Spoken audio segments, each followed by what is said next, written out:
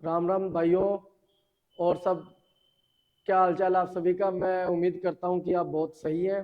तो आज मैं एक वापस से एक मुद्दा लेके आ रहा हूं। उस मुद्दे का जो हेडिंग है, फिलीपींस और वियतनाम में अभी एक समझौता हुआ है, उस समझौते पे हम चर्चा करेंगे। तब आप सोचोगे कि यार फिलीपींस और वियतनाम में समझौता है तो हमें क्या लेना देना। तो हमें इसलिए लेना देना, एक तो यूपीएससी और पीसीएस के पाठ्यक्रम में विदेश नीति है, इसलिए भी लेना देना है। दूसरा, आम भारतीय के लिए इसलिए लेना देना हो जाता है क्योंकि ये बाहर से जुड़ा हुआ भी मुद्दा है। बाहर से जुड़ा हुआ मुद्दा कैसे है तो मैं आपको इस चर्चा में बताने की कोशिश करूंगा। ये जो हम वीडियो बना रहे हैं इसके अंदर मेरी एक कोशिश है कि पहले मैं आपको वियतनाम फिलीपींस ने समझौता किया, ठीक है, उस समझौता किस लिए किया तो ये बताऊंगा। फिर आखिर में मैं बताऊंगा भारत का इस समझौते से क्या लिंक है। ठीक है, तो समझौता स्टार्ट करते हैं फिलीपींस और वियतनाम। देखो, फिलीपींस और वियतनाम दो देश है। जैसे भारत एक देश है वैसे ये देश है। ठीक है, ये भारत के दक्षिण पूर्व एशिया में है, दक्षिण पूर्व एशिया के अंदर है। ठीक है, साउथ ईस्ट एशिया के अंदर दो देश है। दूसरा, दक्षिण पूर्व एशिया में लगभग ऐसे 10 देश है जिन्होंने आपस में एक संगठन भी बना रखा है जिसको बोला जाता है आसियान संगठन, ASEAN association for south east Asia nation. ठीक है, 1967 के अंदर इसको बनाया गया था। तो एक हमें ये पता होना चाहिए कि वियतनाम और फिलीपींस साउथ ईस्ट एशिया में है, और इन यहाँ पे 10 देश है कुल, ये तो दो है, उसके अलावा और भी जैसे म्यांमार है, थाईलैंड है, वियतनाम, ब्रुनेई, सिंगापुर, इंडोनेशिया। इन सब 10 देशों ने मिलकर एक संगठन भी बना रखा है जिसको बोला जाता है आसियान संगठन, जो 1967 में है। तो मैं अब आपको चर्चा करता हूँ फिलीपींस और वियतनाम में समझौता। हाल ही में दोनों देशों ने दक्षिण चीन सागर के अंदर एक सहयोग पे समझौता किया। दक्षिण चीन सागर का मतलब एक सागर है, जैसे हिंद महासागर है वैसे पानी का एक पूरा क्षेत्र है, भौगोलिक क्षेत्र जैसे समुद्र के अंदर, उसका नाम है दक्षिण चीन सागर। दक्षिण चीन सागर एक ऐसा क्षेत्र है जिसके पास में कई देशों की सीमा लगती है। उसमें से फिलीपींस की भी सीमा लगती है, वियतनाम की भी लगती है, और भी बहुत देशों की लगती है। उसके अलावा एक चीन की सीमा लगती है। तो यहाँ पे मेन जो कोर मुद्दा तो इतना सा है कि दक्षिण चीन सागर पे चीन अपना आधिपत्य कहूं या विस्तार कहूं, उस पर नियंत्रण करना चाहता है। और उसकी वजह से पूरे जो दक्षिण पूर्व एशिया के देश हैं, 10 देश जिसको आसियान कंट्री भी बोलते हैं, खासकर उसमें वियतनाम और फिलीपींस, उनको मतलब कि उनकी जो एकता, अखंडता, अक्षुण्णता है उसको चुनौती दे रहा है। और दूसरी बात, वो किसी की भी नहीं मानना, किसी की भी नहीं मानना। जैसे यूएनओ का एक संस्था है जिसको बोलते हैं इंटरनेशनल कोर्ट ऑफ जस्टिस, उस कोर्ट के आदेश की भी उल्लंघन कर रहा है। क्योंकि उस कोर्ट ने ये आदेश दिया है कि जो साउथ ईस्ट एशिया के अंदर जो दक्षिण चीन सागर है चाइना के पास में, चाइना को या किसी अन्य देश को अपना नियंत्रण साबित नहीं करना चाहिए, क्योंकि ऐसे किसी का हक नहीं है। समुद्र सभी का है, सभी का समान अधिकार है, इसलिए सभी की वहां पे पहुंच होनी चाहिए। ठीक है, दूसरा समझौता किस पे किया, एक मेरी टाइम सिक्योरिटी। मेरी टाइम सिक्योरिटी का मतलब समुद्र में सुरक्षा की बात है। ठीक है, दूसरा व्यापार और निवेश के लिए। अब है दक्षिण चीन सागर आखिर है क्या। दक्षिण चीन सागर जैसे पश्चिम प्रशांत, ये प्रशांत महासागर के अंदर है। इसकी सीमा ब्रुनेई एक देश है, मलेशिया है, इंडोनेशिया है, फिलीपींस है, सिंगापुर है, थाईलैंड है, वियतनाम और चीन से उसकी सीमा जुड़ी हुई है। तो इसमें देख लो, वियतनाम तो इसमें वापिस आ ही गया, फिलीपींस आ गया, कुल मिला के चाइना हमें याद रखना है। ठीक है, तो इनकी सीमा मिलती है। फिर है कि यहाँ पे एक दो जल संधि है, एक ताइवान जल संधि है, एक लुजोन जल संधि है। ताइवान जल संधि दक्षिण चीन सागर को पूर्वी चीन सागर से जोड़ती है, लुजोन जल संधि दक्षिण चीन सागर को फिलीपींस सागर से जोड़ती है। ये प्री के लिए इंपॉर्टेंट हो सकता है, जो हमारे ऑडियंस है उसमें से कुछ यूपीएससी पीसीएस के भी ऑडियंस है, तो उनके लिए मैं कह देता हूँ कि यहाँ पे ताइवान जल संधि काफी चर्चा में थी, और एक फिलीपींस लुजोन जल संधि वो हमें पता होना चाहिए। ताइवान जल संधि दक्षिण चीन सागर को पूर्वी चीन सागर से जोड़ती है, लुजोन जल संधि दक्षिण चीन सागर से फिलीपींस सागर को जोड़ती है। फिर है कि क्या है दक्षिण चीन सागर विभाग, ये फिर मैंने बता दिया, पानी का एक भौगोलिक क्षेत्र है जिसको दक्षिण चीन सागर, उसका नाम है, पश्चिमी प्रशांत महासागर के ऊपर है। ये है किसी का नहीं, सबका साझा है, पूरे मानव जाति का साझा है, पर इस पर चीन अपना नियंत्रण साबित कर रहा है। और इसके अंदर दो जो एक आइलैंड है इसके अंदर, एक तो है पेरासल आइलैंड, पेरासल पेरासल आइलैंड है।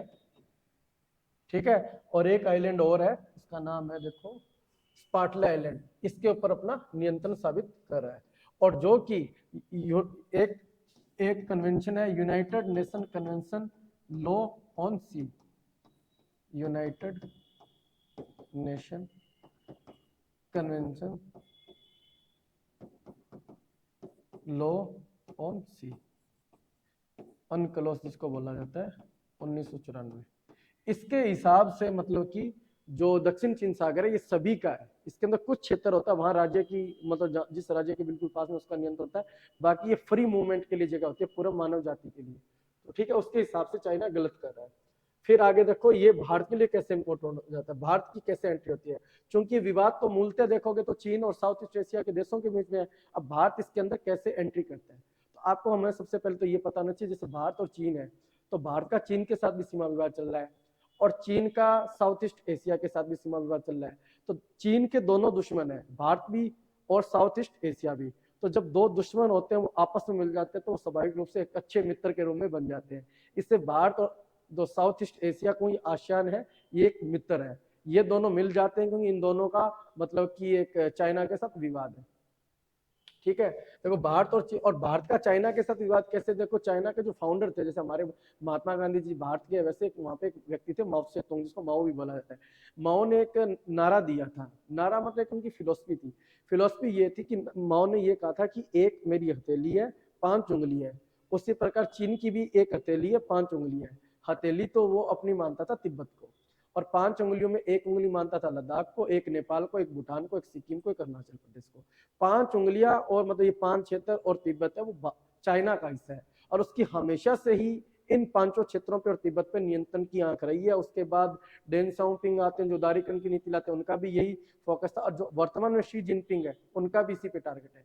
यही एक वजह कि भारत का चीन से हमेशा सीमा विवाद रहता है। जैसे थोड़े समय पहले डोकलाम पे विवाद था, फिर गलवान नदी घाटी में हुआ, तो ये उसका एक अभिव्यक्त करते हैं डोकलाम, या ये तो एक, बाकी इनका मेन फिलोसफी माओ के समय से ही है।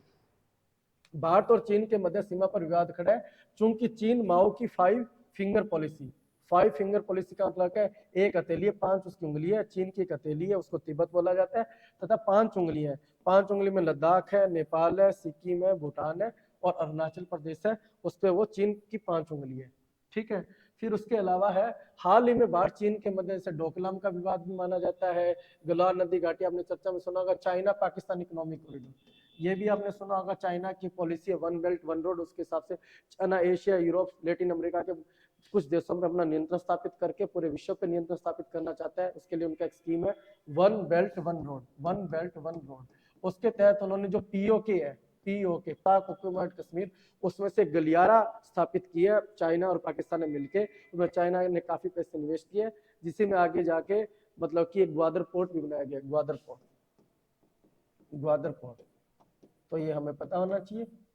ठीक है, फिर दक्षिण चीन सागर के मुद्दे पर चीन और साउथ ईस्ट एशिया के मध्य विवाद है, तो दोनों के मध्य विवाद है, तो दोनों दुश्मन आपस में मिलकर के मित्र बन गए भारत और आसियान कंट्री। तो भारत और आसियान देशों के मध्य हाल ही में हमने भारत के साथ आसियान देशों के साथ अच्छे संबंध, अच्छे ताल्लुकात बनाने के लिए, ताकि हम एक अपने देश की एकता अखंडता को बिल्कुल मजबूत कर पाए, तो उसके लिए हमने कौन कौन से स्टेप है तो मैं कुछ चीजें बता देता हूँ। जैसे हमने एक मोदी जी ने आती एक्ट ईस्ट पॉलिसी लागू की है, हालांकि इससे पहले इस पॉलिसी का नाम लुक ईस्ट पॉलिसी जो पीवी नरसिंह राव जी के टाइम से थी, अब इसका नाम act east policy. Act east policy का मतलब पूर्व की ओर देखो, पूर्व के साथ काम करो, पूर्व मतलब या साउथ जो ईस्ट एशियन नेशन है उसके लिए। ठीक है, फिर भारत म्यांमार और थाईलैंड हाईवे की मांग है, हाईवे, सॉरी इसका हाईवे। इससे क्या है बर्मा के साथ और थाईलैंड के साथ हमारे बढ़िया एक संबंध स्थापित हो जाएंगे। कलादान प्रोजेक्ट, कलादान प्रोजेक्ट का मतलब कि भारत अपने जब नॉर्थ ईस्ट राज्यों में पहुंच स्थापित करना है तो पानी के मध्य जाएगा, फिर वहां पे बर्मा के साथ सितवे बंदरगाह से हमारा लिंक होगा सीधा। इससे भारत और म्यांमार के बीच में संबंधों पे मतलब बल दिया जाएगा। पूर्वोत्तर राज्य, पूर्वोत्तर आपने देखा होगा असम है, नागालैंड है, मणिपुर है, मिजोरम है, त्रिपुरा है, सिक्किम है, अरुणाचल प्रदेश है, मेघालय, इन राज्यों में ज्यादा डेवलपमेंट किया जा रहा है। हाल ही में हमने देखा कि भारत का, जैसे कि यहाँ पे माना जाता है कि भारत जापान के साथ मिलकर अच्छी अच्छी सड़कें बना रहा है, तो वो सब चीजें। ठीक है, इसी प्रकार एक घटना के रूप में हम देख सकते हैं फिलीपींस को हमने निर्यात किया ब्रह्मोस मिसाइल। फिलीपींस को हमने ब्रह्मोस मिसाइल, ब्रह्मोस एक क्रूज मिसाइल है। मिसाइल 2 प्रकार की होती है, आपको पता हो तो, मिसाइल 2 प्रकार की होती है, एक तो होती है क्रूज मिसाइल, क्रूज, एक होती है बैलिस्टिक। बैलिस्टिक बैलिस्टिक मिसाइल तो ऐसे होती है जैसे यहाँ पे निशाना लगाना, यहाँ पे हम खड़े हैं तो ये ऐसे काम करेगी। ठीक है, और जो क्रूज मिसाइल है, अब यहाँ खड़े हैं, यहाँ निशाना लगाने हैं, तो ऐसे जाते जाते यहाँ पे, मतलब ये ज्यादा ऊंची नहीं होती, ऐसे चलती है। तो ये एक क्रूज मिसाइल है जो हमने पहले तो भारत और रूस ने मिलकर साझा मतलब मिसाइल को बनाया, जिसका ब्रह्मोस ब्रह्मपुत्र नदी से बना हुआ है इसका सब भी, और उसको हमने फिलीपींस को एक्सपोर्ट किया।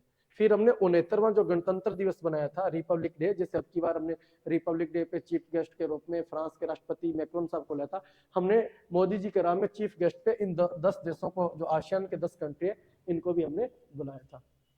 बाकी क्वाड, क्वाड का मतलब है कि 4 देशों का समूह है। इसके अंदर 4 देश है, इंडिया, यूएसए और ऑस्ट्रेलिया और जापान। और ये एक प्रकार से रक्षा गठबंधन है, रक्षा गठबंधन, रक्षा गठबंधन। और रक्षा गठबंधन का इंडो पैसिफिक जो रीजन है उसमें सुरक्षा को बढ़ाया जाएगा, इंडो पैसिफिक में। और इसके अंदर हमारे को कोऑपरेट करने के लिए आसियान कंट्री भी इसमें कोऑपरेट करती है, तो भारत यहाँ पे एक बड़े भाई की भूमिका में रहता है। ठीक है, फिर हमारे सांस्कृतिक संबंध है। सांस्कृतिक संबंध तो जैसे माना जाता है कि इंडिया और इंडोनेशिया शब्द एक ही नाम से है, बाली है, बाली को महाभारत रामायण से भी हम जोड़ सकते हैं। सिंगापुर में जो पुर शब्द है, जो भारतीयों की परंपरा पुर लगा के यहाँ पे माना जाता है। इसी प्रकार थाईलैंड के जो राजा है उसका नाम राम है। तो ऐसी बहुत सी चीजें, जैसे कि थाईलैंड के अंदर भी ज्यादातर बौद्ध अनुयायी रहते हैं। तो माना जाता है कि भारत का सदियों से मतलब कि पल्लव काल से लेके आज तक हमेशा यहाँ के लोगों के साथ अच्छे ताल्लुकात रहे, सांस्कृतिक कल्चरल कनेक्टिविटी। अन्य के रूप में हमारा जैसे इनके साथ व्यापार भी अच्छा होता है, ट्रेड है, ठीक है, इन्वेस्टमेंट के रूप में भी बढ़िया है, इन्वेस्टमेंट, ठीक है, स्पोर्ट्स के रूप में भी भारत का इनके साथ एक अच्छा संबंध रहता है। तो आदि बहुत सी ऐसी चीजें हैं जहाँ पे भारत का आसियान देशों के साथ संबंध है। कुल मिला के सार यही है कि विश्व के अंदर ऐसी कोई भी घटना होती है तो वो ना सिर्फ एग्जाम के लिए ओरिएंटेड हो जाती है, बल्कि वो एक आम भारतीय से भी डायरेक्ट या इनडायरेक्ट रूप से जुड़ी होती है। और हमें मुख्यतः फोकस एग्जाम पे, तो एग्जाम के तो इम्पोर्टेंट है ही विदेश नीति। ठीक है, तो इसी प्रकार यदि कोई आपको और वीडियो की जरूरत लगे, आपको लगे कि ये भी करंट का मुद्दा हमें पता होना चाहिए, तो आप हमें भेज सकते हो। Okay, bye bye.